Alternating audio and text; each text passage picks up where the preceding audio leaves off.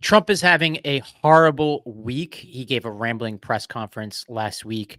There are just any number of terrible polls coming out, it seems by the minute, as we get positive economic and other news for Kamala Harris. Trump tried to resuscitate his campaign with a botched interview with Musk. Even Joe Rogan jumped into the fray with the sort of endorsement of RFK Jr., all while Harris is barnstorming the country with huge rallies and releasing policy. We'll give you the rundown of what all this means for the 2024 election. Welcome back to the podcast for the 54% of Americans who regularly vote for progress in every election and want to convince their friends and family members to join our majority. This is Majority 54. I want to welcome back Stephen Webber, who is a candidate for state Senate in Missouri and the communications director for the AFL-CIO. Stephen, what a week to come on the pod. It's exciting to be here. People have confused Jason and I for years, and hopefully that confusion will continue for my performance today on the podcast. You're a great doppelganger. I have a friend, Sujit, who looks a little bit like me. And when I was a school principal, sometimes he would come visit me, and it gave me like double coverage because all the students who were intimidated by me because I was the principal, whenever he'd walk the halls, they would think it was me. So I was able to have double the impact. And so wherever Jason is, he has double coverage right now. We were quite a pair in Missouri politics for a while. Yeah. And maybe for a background for our audience, just describe how you and Jason know each other and a little bit about this race that you're in. Yeah, so Jason and I were elected to the Missouri House in 2008, the same year, and we served in the House together. We were seatmates on the floor of the Missouri House while he was there, and then he obviously ran for Secretary of State in 2012 and won that. And I spent the next 4 years still in the State House. Currently work at the Missouri AFL-CIO. I've been a guest of the pod a couple times. And I'm running for the state Senate in Boone County, Missouri, which is where the city of Columbia is, the University of Missouri, right in the center of the state, and trying to flip that seat from red to blue this November. Awesome. Well, I'm glad to have you on this week. This is a fun week to be here. We've gotten any number of great economic and other data for Kamala Harris and Joe Biden. Border crossings are lower. It's crazy to say that when Trump left office, violent crime is at a 50-year low. We just got that data this morning. We just got new inflation data that shows that inflation is the lowest since March 2021. The stock market is near record highs. Unemployment is near record lows. We'll get into a second about all the bad news for Trump. But, as somebody who's a comms director, Harris and Biden, to a lesser extent now that he's president, he can just say good, he could trumpet his successes. But Harris is heading into this interesting period of time where she has all this momentum. And so a lot of the data, as we've talked about on this podcast, is extremely positive, especially if you compare the U.S. to other developed countries. Yet in politics, you're rarely rewarded for bragging about your economic record, especially when the sentiment among the public doesn't match the data I just described. How would you handle this as Harris, like this data? Yeah, so I think one of the important things that we need to keep in mind in all this is that policy does matter, and that this good economic data is not an accident. It didn't just magically happen. It is the result of a calculated policy plan by the Biden administration, including Vice President Harris, right? The American Rescue Plan, the infrastructure bill, the CHIPS Act. They're passing policy after policy after policy that was designed to bring down costs, designed to create jobs and push the economy forward, to break bottlenecks that were slowing. Remember the struggle to buy new vehicles a few years ago because of the lack of microchips.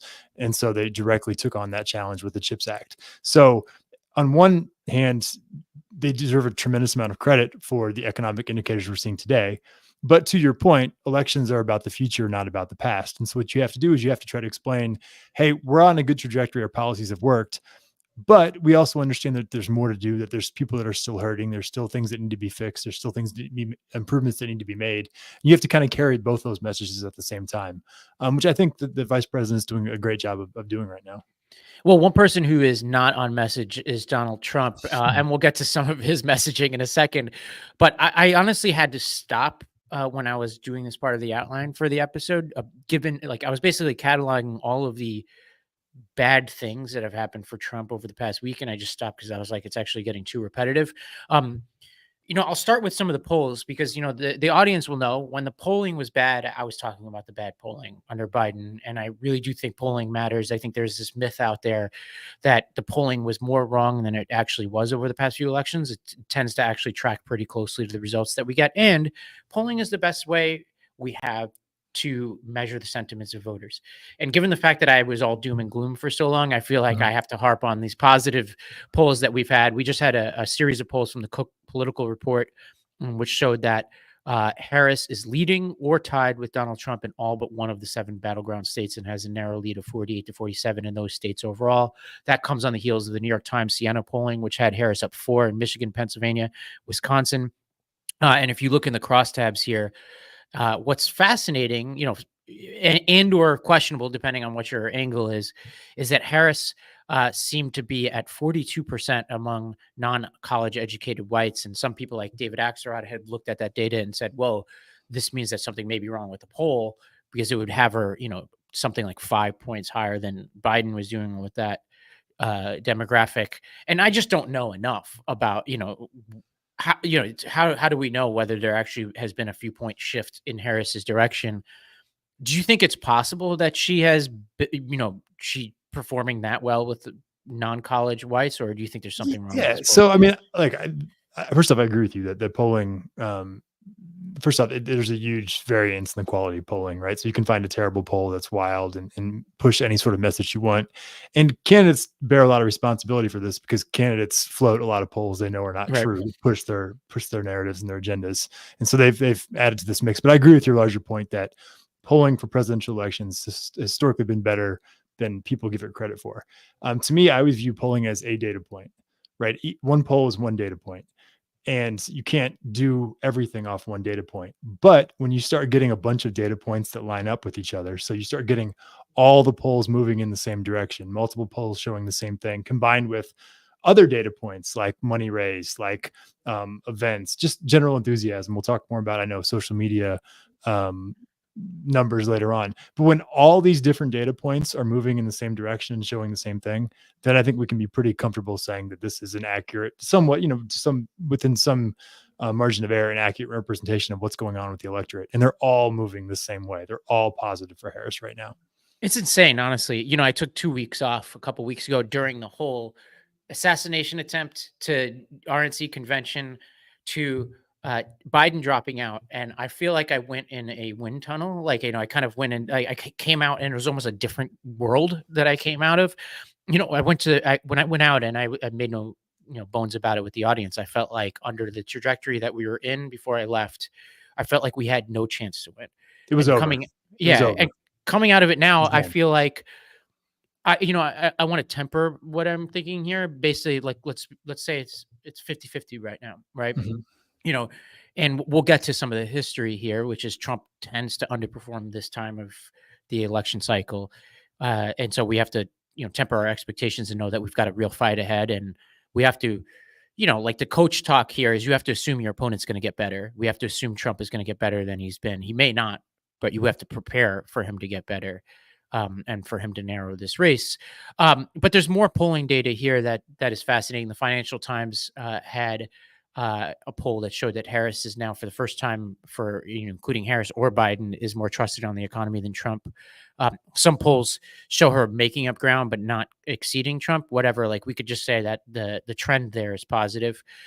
There are a series of Florida polls, one from Monmouth that showed Harris within 5 in Florida. I saw another one this morning that had her at within 3 of Trump in Florida. Now, do I think she's going to win Florida? I would, I think it's a highly unlikely, but I think these are the kind of polls we want, because before Biden dropped out, they were releasing New Jersey polls and Minnesota polls and New Mexico polls New showing York, Trump to your, playing to out. your point, when you Yeah, earlier they were talking about is New York, and I mean they were right. talking about, and what this means, both for the presidential race and for other races, down ballot, because everything obviously is down ballot of the presidential, is just that the Republicans are going to have to defend territory that a month ago they had no thought they were going to have to defend. Right? They didn't think they were going to have to spend any money In North Carolina. In North Carolina, perfect example. Georgia, the polling there was done, and all of a sudden, and as a Democrat, I was worried about, like, when they start pulling money out of other races to move to try to stem the bleeding. And now all of a sudden that's flipped. And now Right. Democrats are on the offensive, and we're competing in places like you mentioned with Florida. I saw there was a TV bio in Ohio earlier. We're competing in turf that a month ago Republicans had as safe. And that's going to drain resources. That's going to drain time. That's going to drain energy, and put Trump and Republicans on the defense and on their back foot, which is where we want them. I actually think Ohio is going to be interesting. Like, do I think that she's going to win Ohio? No. But the NRSC was pulling their ads in the Senate campaign there, which is really good for Brown. I think the fact that Vance is on the ticket actually helps Democrats and helps Brown in Ohio, because I think the voters there have very mixed feelings for Vance, and he underperformed there. And so I think that will be fascinating. I think the result there could be pretty embarrassing for Vance. But I think Georgia, to me, is really dangerous for Trump, because you have dramatic turnarounds with African American voters for Harris, which is a huge percentage of the electorate in Georgia. You have the gender gap, which is going to be a real problem for Trump in the suburbs, and then you had Trump going down there, which we could imagine was going to be one of the only rallies he's going to do in this campaign cycle in Georgia, and he attacked the popular governor and Secretary of State and the governor's wife, which obviously isn't going to help with the gender gap. And that is a state they have to win. If they don't win Georgia, it's very hard to imagine them winning this election. Yeah. So to go first off, back to your Ohio point real quick, what that means is just that if Sherrod Brown doesn't have to spend a ton of money, and he's going to spend a ton of money, but if he doesn't have to spend ultra ton of money, that's more money that can go to U.S. Senate races around the rest of the country. Tester, yeah. So that's, Ruben Gallego in Arizona. That's good news for our effort to hold on to the Senate. And then, the Georgia, Georgia is a place where clearly how you run campaigns matter, right? Warnock and Abrams were on the ballot at the exact same time, got very different results. So there's obviously a lot of people in Georgia who will split their ballot, who will vote for a Democrat or Republican, depending on the way the race is formed, the way the campaigns operate. Like there's clearly a huge number of swing voters in Georgia, and showing up there and being so off message that you would attack the first lady of Georgia, of your own party, is going to compound Trump's problems. And it's what you get when you sign up for Trump, right? That's what you get. Yeah, they have a candidate problem over there. I actually think that the people who run that campaign are people we should take very seriously. Like if you look at the ads that they run, and when they try to get, they put talking points in front of Trump or whatever they put out on their campaign, I wouldn't say it's flawless. It certainly isn't moral, but they're traditional Republican operatives. Mm-hmm. But there's only so much you could do when your candidate is as off message as Trump. And a perfect example here is Trump's incredibly insane press conference he gave last week, where he veered into some unexpected territory. Let's go to a clip from this press conference. If you look at Martin Luther King, when he did his speech, his great speech, and you look at ours, same real estate, same everything, same number of people, if not, we had more. And they said he had 1 million people, but I had 25,000 people. But when you look at the exact same picture, and everything's the same because it was the fountains, the whole thing, all the way back to from Lincoln to Washington, and you look at it, and you look at the picture of his crowd, my crowd, we actually had more people. They said I had 25,000, and he had 1 million people. And I'm okay with it because I liked Dr. Martin Luther King. You'd think this is just one bizarre. By the way, he's talking about the January 6th crowd, by the way. And he also said in the same press conference that nobody died on January 6th, which I don't need to go into here, is a pretty wild lie. But he then continued on this path throughout the weekend as Harris was barnstorming the country with Walz, doing huge rallies in swing states. Meanwhile, by the way, Trump, did one rally in Montana, not a swing state. Trump took to Truth Social to accuse Harris of using AI to distort crowd sizes. Says, has anyone noticed that Kamala cheated at the airport? There was nobody at the plane, and she AI'd it and showed a massive crowd of so-called followers, but they didn't exist. Now, I can go on here. Now, Stephen, I don't know which world is more unflattering to Trump. One where he actually believes what he just tweeted, or truthed, or one in which he's just lying to his supporters and, having a questionable use of the time and attention that he has in this, critical period of time in this election. Yeah, there's two things that Trump cares about politically, and those are polls and crowd size, and they're both going the wrong direction for him. And part of the problem of not actually believing in anything, having any vision for America, any direction he wants to take the country, caring about anything other than himself, is that when you have your two things that you always talk about and brag about, and apparently all that matter to you, when they're going the wrong direction, you have nothing else to fall back into. And he's got nothing else to talk about. He's got nothing else to advocate for. And so he's just going on these increasingly bizarre, I mean, they've been bizarre for a long time, but just constant, bizarre, weird, crazy tangents, because he's got nothing else. And these are the two things that he's hung his hat on for the last 8 years, and he's losing both of them right now. Yeah, and let's keep going on this bad news. It's unbelievable. One thing we should have mentioned when we're talking about Georgia is that, if you go across the country to another state Trump has to win, and that he was trouncing Biden in before, but now is neck and neck, is Arizona, where we just got some really important news, which is that the Abortion Access Act is going to be on the ballot in Arizona. Adrian Fontes, who's the Secretary of State of Arizona, has been on this podcast a few times, just certified this, which means that in a state that Trump, I mean, we talk about has to win. He has to win. This is good for the Senate race there. Gallego, who you mentioned, has also been on this pod, who's been polling really well. This looks really good for him. This looks really good for Harris. It's also just good for policy to get this on the ballot in a state where they had that antiquated law on the books. You have some experience at the state level about how these kinds of things works. And obviously when Jason was Secretary of State, this would have been his job to certify these kinds of things. How much do you think this matters? Oh, so first off, let's shout out to Missouri. We just got one certified as well. We're going to have abortion rights on the ballot. Just got it certified yesterday, along with Arizona. So it happened here in Missouri too. I think this matters a lot. If you're in Arizona right now, you have an opportunity in 82 days from when we're recording this, and I can never figure out if you count election day or not when you're counting down, but you have an opportunity to vote to hold the United States Senate. I mean, we can decide holding the United States Senate. One of the key races there is Arizona. You can end Donald Trump's career in politics and his threat to American democracy by voting and winning Arizona for Harris. And you can restore abortion rights and abortion access in Arizona. I mean, if you're a young person in Arizona right now, you have so much power. You have so much ability to shape the future. And I think when you stack up all these different things that you can do on one day with your vote, it's going to drive voter turnout. It's going to drive enthusiasm. It's going to get people out to knock more doors, to make those extra calls, to make another donation. And we really have, an opportunity in that specifically Arizona, but other places too, to just completely decide the future of America in 82 days. And that's pretty darn cool. So I think it's really going to be important. Well, we're going to take a quick break. And when we come back, there's, believe it or not, there's a lot more here when it comes to Trump's really bad week. And then we'll, shift focus to Harris and Walz, who've been methodically working through this campaign and building on their momentum. All this and more when we come back.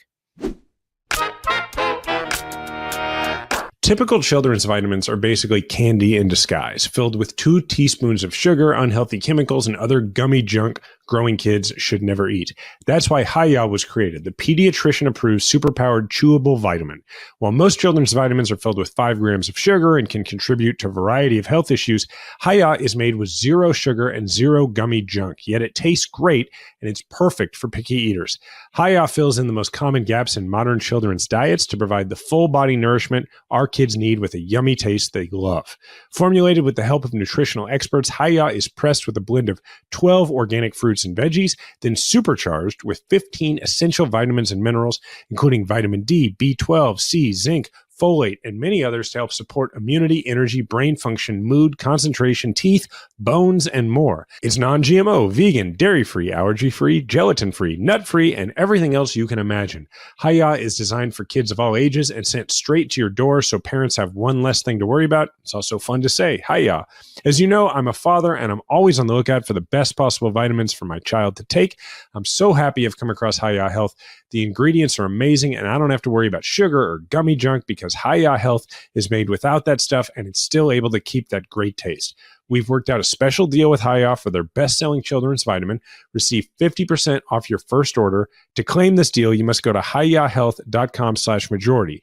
This deal is not available on the regular website, so go to hiyahealth.com/majority and get your kids the full body nourishment they need to grow into healthy adults. I've been trying to lead a heart healthy lifestyle, but finding the energy to keep up healthy changes like getting my steps in has been an uphill battle. We often think living a more heart-healthy life means making big, unsustainable changes. With SuperBeets Heart Chews, you can get daily blood pressure support in just 2 tasty chews a day.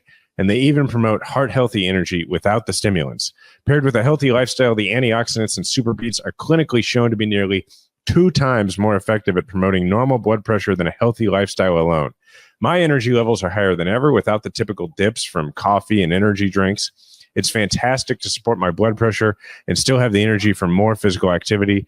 The flavor is phenomenal, and there's no pill to swallow or ingredient cocktail to mix. I'm happy to say this has been a win-win for my health and lifestyle. Double your potential with SuperBeets Heart Chews. Get a free 30-day supply of SuperBeets Heart Chews on all bundles and 15% off your first order by going to getsuperbeets.com and using code MAJORITY. That's getsuperbeets.com, code MAJORITY.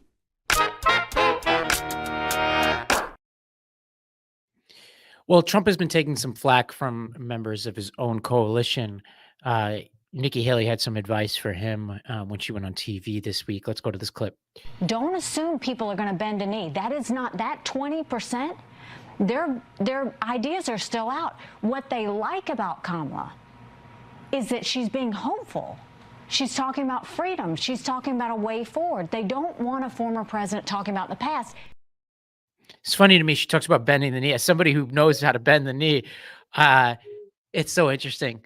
But she's right, though. You know, Harris has been forward-looking. I think the fact that she's young, she's new to the voters for the most part, and not Trump. You know, this whole sort of framework on age, right, that was used on Biden, now it seems to be a very inconvenient lens that the voters are now turning on Trump, and everything that Trump's doing, they're now reminded to say, like, you know what, Biden, for all the issues with Biden, he at least decided to do the right thing.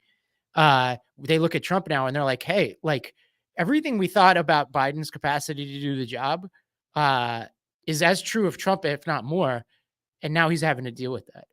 I mean, Haley said this months ago. She said the first party that doesn't run an 80-year-old is going to win. And so by her logic, the Democrats are going to win. And I agree with you. And what she just said was perfect.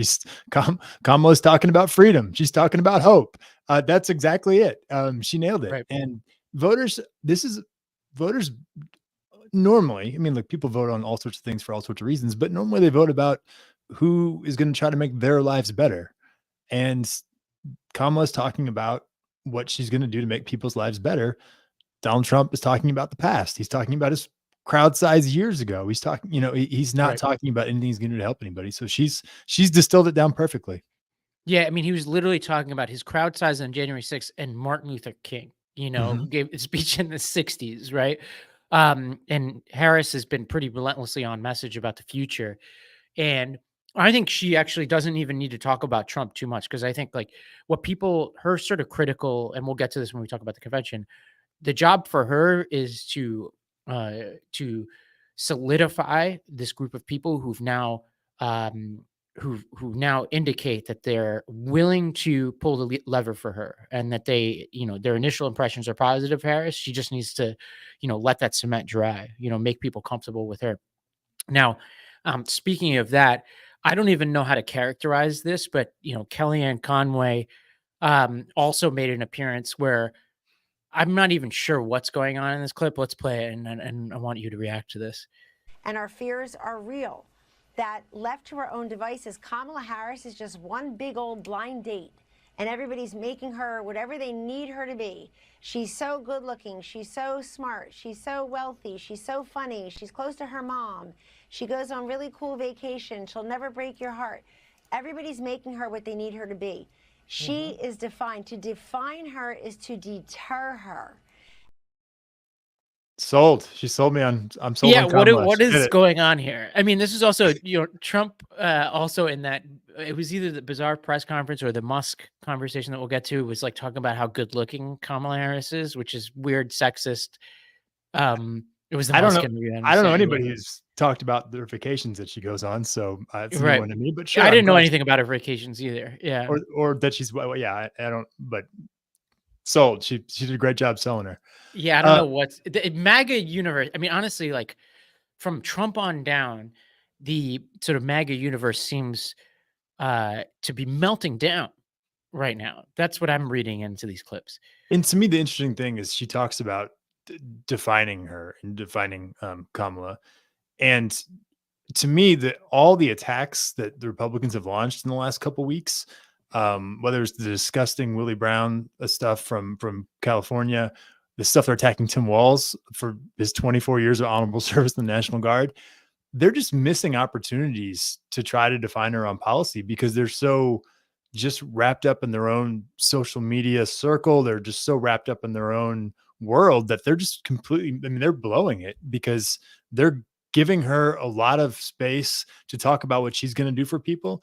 And they're not pushing back on anything that's important. They're doing stuff that's going to try to own, own Kamala and Walz online among their own supporters. And I don't think that any of that is breaking through to undecided voters, to swing voters. So they're really guilty of what she's warning Republicans not to do. Yeah, and speaking of the online conversation, I subjected myself to the 2 hours of Elon Musk Trump interview, if we want to call it an interview. It was really like that's a level of dedication to I hope the pod Yeah. listeners appreciate what you're willing to do for them, that you would subject yourself to that. Well, obviously the site wasn't working, and Musk blamed it on a DDoS attack, which I'm not an expert, but it seems weird that that attack would only affect this live stream or spaces, but not the rest of the site. I would love to see some confirmation of that. Obviously, this comes after Ron DeSantis's botched rollout on Twitter Spaces, and I don't know why any candidates do events on this platform. A lot of people did tune in, and it was, I'll say this, Trump was more on message in this conversation than he had been in any previous appearance. If you look at the photos of him, he literally has talking points in front of him and aides flanking him, which I think has something to do with it. But that's the most I could say for him, because the things that came out of his mouth, I think, are going to cause him some issues, and we'll talk about some of those. Yeah, and a lot of people, people look at a car wreck driving by the highway, right? So I don't know if I would advertise the fact that, we had all these people watch. Yeah, people were watching to laugh at you. Like they were looking at the train wreck. They were looking at the circus. But I think they're confusing that with people being excited about what they were doing, because what they were doing was weird. Well, you work in organized labor, and I think the biggest news to come out of this interview has to do with your world. Let's go to a clip. This cutter. I mean, I look at what you do. You walk in and you just say, "You want to quit?" They go on strike. I won't mention the name of the company, but they go on strike, and you say, "That's okay. You're all gone. You're all gone." So every one of you is gone, and you are the greatest. You would be very good. Oh, you would love it. But if you look at Argentina. So the UAW has sued both Musk and Trump, from what I understand, because of this extended part of the conversation. Do you know anything about like the basis of that lawsuit and whether it has any legs? Yeah. So let me give a little background on this. So workers have a right for collective action. Like you have a right to take action in support of another employee. You cannot be fired for being on strike.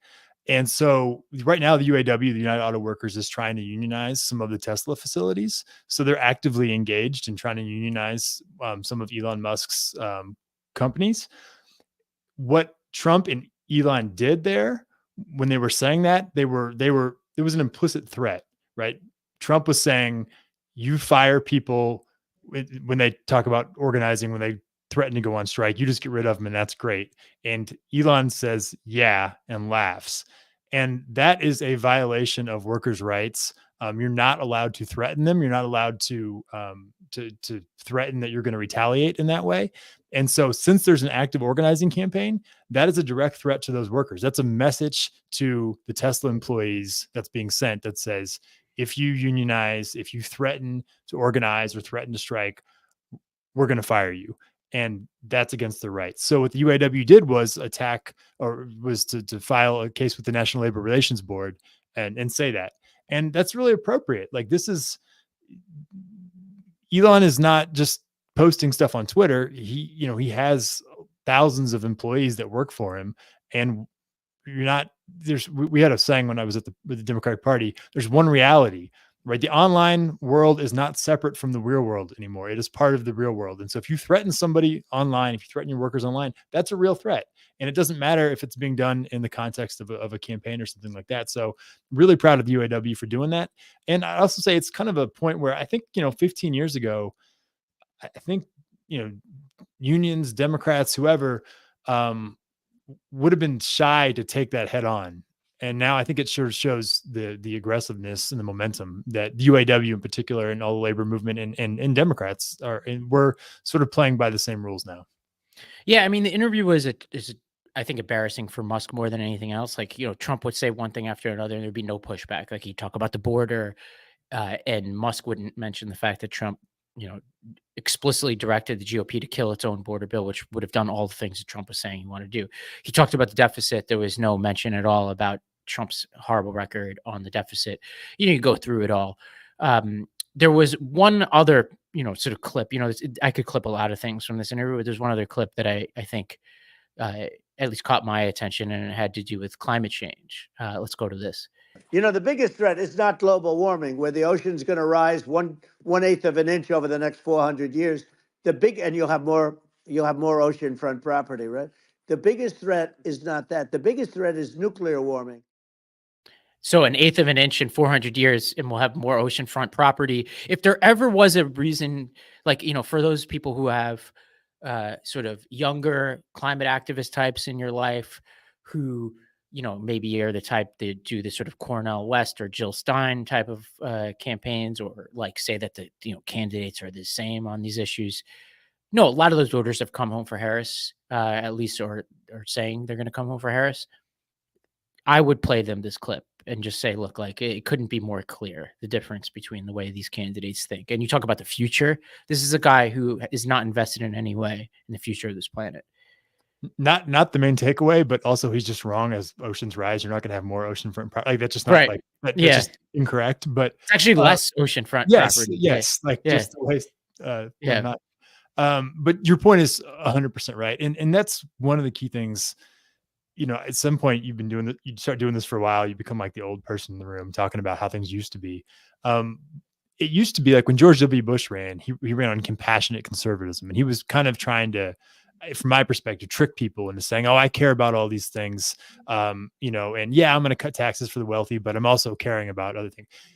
That's gone. And we have two very clear, different versions of what the future can look like and what this country can look like in the direction that we can go. And to your point, that puts it in stark contrast. Anybody that's going to vote on climate, anybody that's concerned about climate, anybody that believes in the science, you have a very clear choice between a candidate that takes that seriously and will do something about it, and one that's making jokes and just completely dismisses the issue and doesn't even try to pretend, doesn't even say that he's going to, give some cheap throwaway line that he doesn't mean. He just completely dismisses it. So this just crystallizes how clear and decisive the contrast is between the two candidates this November.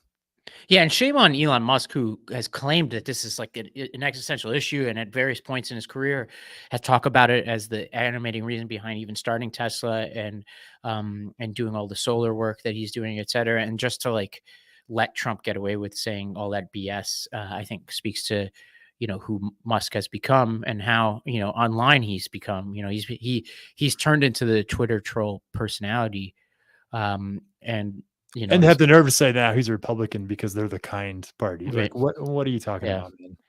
Well, we talked about the young people. There's this newsletter called the FYP newsletter, which, we've talked about this data previously on the podcast. And we were talking about how a couple months ago, the data was pretty consistent, which was that when to the extent that there was any on TikTok presence for Joe Biden or mentions of Joe Biden, it was pretty much all negative, and all of the mentions of Donald Trump were positive. That has flipped. So 17% of the top performing TikTok posts last week mentioning Harris were negative. 82% were positive. For Trump, it's 89% of the posts mentioning him last week were negative, 8% positive. So complete flip on social media. Now, I don't use TikTok. I don't claim to know anything about it. But I think it's just a measure of a certain segment of the population, younger people, that more online crowd. The sentiment is overwhelmingly positive for Harris right now in a very corner of the internet that was really bad for Trump. She's Kamala's brat. I don't know Yeah. what that, don't Whatever know that what that means. means. Not Whatever sure what that it means. means, but I'm excited about it. Yes. And to me, this just shows and I'm not trying to go back and litigate the last month because that does not need to be done. But just the pent up passion and energy and desperation that Democrats were feeling to fight back. And I know, speaking for myself, I was horrified because I felt like the election was over, and everything in me screamed, we just can't hand this to Donald Trump. Right. And the second that it's flipped, you're just seeing this deluge of enthusiasm, of pent up energy, of excitement. And it just shows you how much Democrats want to win and want to have the fight and are excited to have the fight. And I think that we're seeing that specifically in the social media content. And I mean, I spend a lot of time on Twitter. That's kind of my social media platform of choice. It's been fun. It's been positive. It's been exciting. Right. Those aren't words that you associate with Twitter, is positive. But that's what it's been for the last couple of weeks. Well, another corner of the internet, which tends to be very pro-Trump, or at least, mildly pro-Trump, is the podcast sphere. And Joe Rogan has the biggest podcast in the world. Generally speaking, you read between the tea leaves, you could see that Rogan had been fairly sympathetic to Trump over the years and very negative on Biden and Democrats, and traditionally welcomes on a lot of right-wing voices like Ben Shapiro. I tweeted about this last week. I feel like of all the bad news for Trump, this was the worst, which is that Rogan essentially, and we'll get to what really happened here, essentially endorsed RFK Jr. Let's go to this clip. That's just what they do. That's politics. They do it on the left. They do it on the right. They gaslight you. They manipulate you. They promote narratives. And the only one who's not doing that is Robert F. Kennedy Jr. You a fan? Yeah, I am a fan. Yeah, he's the only one that makes sense to me. He's the only one that he doesn't attack people. He attacks actions and ideas. So Rogan, to me, this is a must-have audience for Trump. It's mostly men, mostly independent and right-leaning men. That is an audience that Trump needs to clean up with. If any segment of that population drifts increasingly towards RFK Jr., who I think is more of a threat to Trump at this point than Harris, that's a big problem for Trump. And Trump was like a cornered rat on this. He attacked Rogan, said that Rogan would be booed at the UFC, and Rogan caved, it seems, and said, oh, this wasn't an endorsement of RFK Jr., and then said some positive stuff about Trump. But I think, Stephen, the damage is done. I don't know what you think about this. Yeah, I think you're right. It's problems in his backfield, right? That's problems in his base. That's not a damage that the Democrats inflicted or the Democrats are involved in. That's internal fighting. And I think to back to an earlier point, it shows the lack of any sort of core beliefs or core values that the Trump movement is built around, other than just the personality of Donald Trump. And so when you have weeks like this, when everything is going wrong, people aren't committed to you because of any ideological reason or any policy position. They were just there along for the ride. And when the ride's not fun anymore, they're going to get off the ride. And that's sort of what's happening. And I've always been a little confused with the RFK thing. Like I never believed that Democrats were going to vote for him. And, every ad I've seen from him has been about the border. And so I think, in the COVID stuff and being, anti-vax. So to me, he's custom built to go into Trump's base. And that seems to be what's happening on the Rogan podcast. Yeah, I think the RFK, I think it would have been frustrated low information voters on the left who didn't know a lot about him. And also his name's Kennedy. So I think some people are like, oh yeah, okay. And I have some of those people in my life who are just like, or like who are just so pissed off about either Israel, Palestine, or climate change, or something else Joe Biden did, that they're just like, I'm going to pull the lever as a protest vote. But by and large, those people have come home for Harris. And a lot of the polls I see, when you include RFK Jr., it's worse for Trump than it is for Harris. I mean, It increases your- Camelot was over 60 years ago. yeah. I mean, there's nobody that voted for John Kennedy. But you have to be 80 years old today to have voted for him. So I think that's a little bit. I've always thought that was a little overhyped. What's your point in terms of I think the justification for any sort of protest vote has been diminished greatly in the last, which I never supported to begin with, but has really been diminished. Yeah, there's always this new agey sort of anti-vax segment that's out there that you just never know. The kind of Marin County types. No offense to those folks, love Marin County, but those people could be all over the place. It's hard to say. It's hard to speak to that group. Now, okay, let's talk about Harris for a little bit. She has been, Trump is kind of not doing a ton of events, which there's a world where you can. There is a world where one could be sympathetic if somebody who was shot at not wanting to do a lot of events. And there is an explanation out there for it. Now that doesn't help explain why he chose to do Montana instead of swing states. But put that aside, Harris has been doing huge events, some of them with Walz. Monmouth came out with a poll that showed that Democratic enthusiasm is outpacing the GOP. 85% of Democrats are enthusiastic. That's a plus 39, Stephen, from July, 1 month plus 39. Now, you don't get extra credit for pulling the lever enthusiastically, but I think this shows that there are going to be more people knocking doors, more people donating money, and more people showing up at the polls than we had before. This is a huge plus. Yeah, when something or just even when something bad happens on election day, right?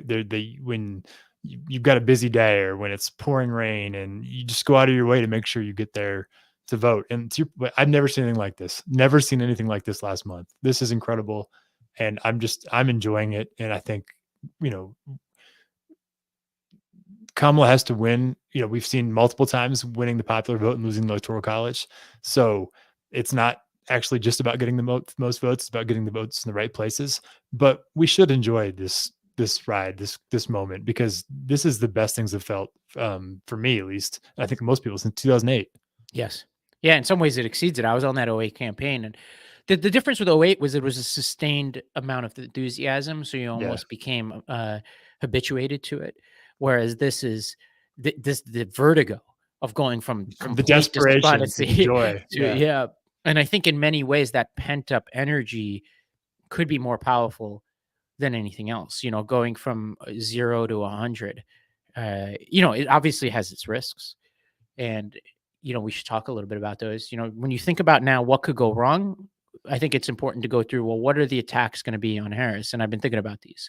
One attack is, well, she's changed her positions on a bunch of things, mostly to become more moderate. Now, I think the built-in explanation that she can give here, there's two. One is the existence of Vance is very inconvenient for Trump, because here's a guy who said that, compared Trump to Hitler and an opioid. And so when Harris is on that debate stage, you could just say, look, people change their minds, like your running mate who thought you were an opioid just a few years ago. And so, yes, people change their minds. And I think second, she could say, look, I used to represent California.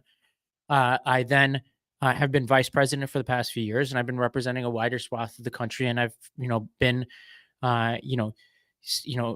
second in command in the most important job in the world, and that changes you and changes your positions. And so, of course, I'm going to change. And you and your running mate have changed on a lot too. Well, and you said, you're right that not to be dismissive of the political consultants around Trump, like they are real, they are talented. That being said, the single biggest force in any campaign, particularly a presidential campaign, is the candidate.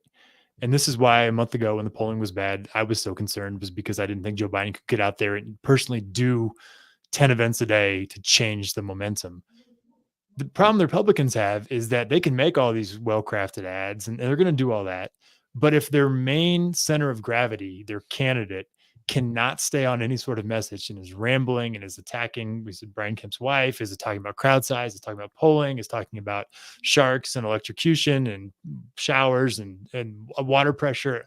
If he's talking about all those things, then they're not going to be able to, in the next 82 days, accurately or overwhelmingly define Kamala. They're not going to be able to make those messages stick, because at the end of the day, he is still the biggest force in Republican politics. And if he's off message, they're all off message. Yeah, and what's crazy is they're floating that they may fire the campaign managers, which is interesting because the one hope, if you're a Trump supporter, you have is that his managers could sit him down and be like, you need to be disciplined. But now what's going on is it's almost like, having a star quarterback who's flailing, and then all the news is about the coach being fired. So now the coach can't hold the quarterback accountable, because now all the players are looking at the coach being like, well, you may not be here anymore. So now if you're the campaign manager, you're probably like, oh man, I'm worried about my job. I don't want to piss off Trump. So you're even less likely to give him hard advice. Not a great dynamic.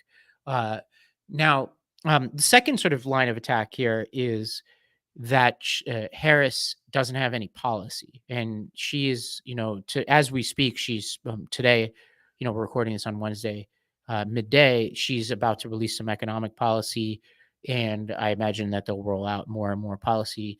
How much do you think this matters? I don't think it matters a whole lot, and to the extent that it does, it's a win for her because she's got way more policy than Donald Trump. One of the other sort of things I wanted to put to rest was this idea that people keep saying, well, if this is her policy, how come she hasn't done it in the last 4 years? Or she's not allowed to propose anything. Well, first off, this is going to be her administration, which is different than being the number two person in somebody else's administration. Right. But also, as time goes on, we take on new challenges and new projects. Joe Biden's and Kamala Harris's top priorities when they ran in 2020 was getting us through the pandemic and protecting the economy and rebuilding the infrastructure. Those are the three things. They did other things as well, but those were the priorities. So now we have new priorities. In the debate, if Trump says that, here's what I would say if I were her. I'd be like, look, I'm not president. I'm vice president. You keep saying that I've been sidelined. So how could I be sidelined and be responsible for all of these things? Second, only one of us was president. And so you're making all these promises. How come you didn't do them 4 years ago? Right? I've never been president before. I'm looking to do it for the first time. And when I'm president, I'll deliver. It's such a unique situation to have a current vice president running against a former president. Like, it's just like so bizarre where they can each be accusing each other of, how come you haven't done this? Or I have a new idea. Well, no, it's not really, and that's going to be fascinating. Right. The final thing, the sort of knock on Harris, has been that she hasn't done any press conferences. I suspect they're going to remedy that over the course of the next week or two. I understand what they're doing, which is like, I think they looked at the Hillary 2016 dynamic. And I think, if I'm being honest, the press is not to be trusted. No. Like, they're even people who are sympathetic to Democrats, which I will say is the majority of the mainstream press. Also, their biggest bias, though, is in favor of newness. Drama and newness, and what they want is to puncture the sort of the enthusiasm around Harris and say, well, the race has now changed. She's struggling now. That's what they want. They want to say, it's almost, you're a Chiefs fan, right? Like, it's almost like in the NFL, unfortunately, like, they always want to be like, are the Chiefs down? Like, are whatever, like, when we all know they're just fine. Right. So it's like, this is what they want. They want to say that Harris is doing poorly, and they're going to want to grab onto anything she says and sensationalize it. Now she's going to have to do press. And so I suspect that they're preparing her now to do it. I think she will do press. But your point is correct. First off, her trajectory is going up. So what they're doing is working, and they should keep doing what they're doing. And if you had to give me a choice between her doing a bus tour in Pennsylvania, which is what she's currently doing, and talking to a bunch of reporters who, as you said, are looking for something new, they're looking for drama, they're looking for clicks, I would rather her stay on the bus and keep talking to Pennsylvanians who are actually going to vote. I think that the other thing is, there's this bizarre idea that, like, if you have a press conference like Trump and you just lie to everybody constantly, that somehow is better. Like, that doesn't count. Like, if you have a press conference and you just ramble and lie and make up crazy stuff, that doesn't mean that you have fulfilled any sort of obligation to the fourth estate. So I think she will. I'm very happy with what she's currently doing. I think she should keep doing what she's currently doing. And I think I'm seeing this too. I think Democrats are fed up. We recognize these games that the media plays, and we're not going to fall for them. And so when people, I think we're pushing back on the Walz attacks because we saw the swift voting of Kerry. And I think when the media does inevitably try to take her down because they want a close race, they want clicks right down to the very end. I think a lot of people are going to be ready to push back on that. Yeah, I suspect they're probably doubling up the debate prep and press conference prep if they're smart, because it's a lot of the same moves, right? Like, what are the tough questions you're going to get, the attacks that you get? How do you respond to them? And I feel like once they feel like she is ready, which again, she's been in this, 2.5, 3 weeks, like I think she'll still start to roll out probably like a few interviews here and there and eventually do a conference. They did release a biographical ad that's worth examining as we close out here. Let's go to this clip. She grew up in a middle-class home. She was the daughter of a working mom, and she worked at McDonald's while she got her degree. Kamala Harris knows what it's like to be middle class. It's why she's determined to lower healthcare costs and make housing more affordable. Donald Trump has no plan to help the middle class, just more tax cuts for billionaires. Being president is about who you fight for, and she's fighting for people like you. I'm Kamala Harris, and I approve this message.